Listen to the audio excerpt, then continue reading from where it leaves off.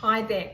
So in this video, it's about how to preserve the pesto and on 101 ways on how to transform the way you cook.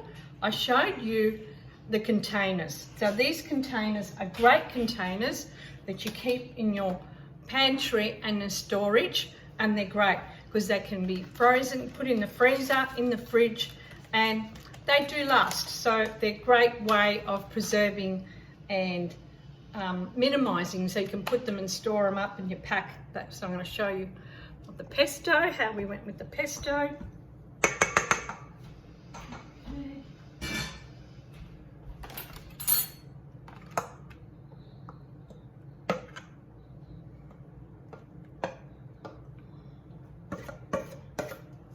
I've got about 3.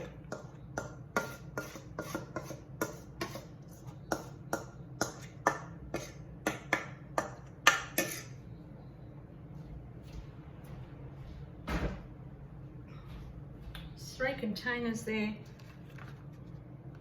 I'll just make them level. And whenever I need basil or anything to do with it, I always use this. There's another way I also do is, if you don't want to do basil, I'll show you.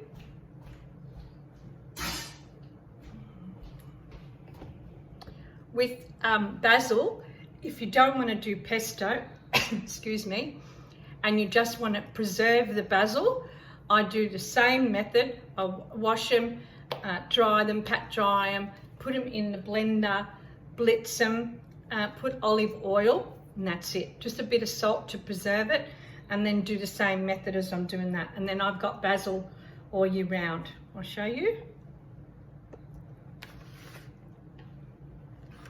Put some to cover it, gonna need that. So if you don't want to use virgin olive oil, you can use oil or sunflower oil. It's good. Canola oil, anything that can preserve.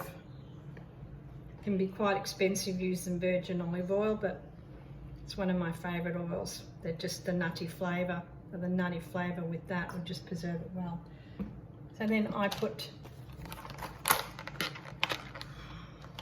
top them.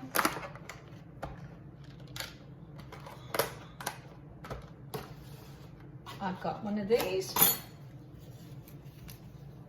I've got 3.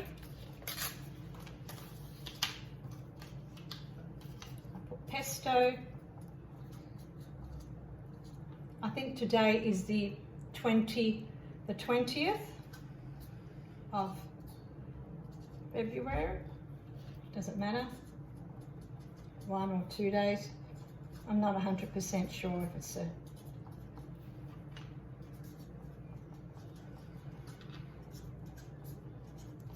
that way I know how long the pesto's been. And I just put on top there.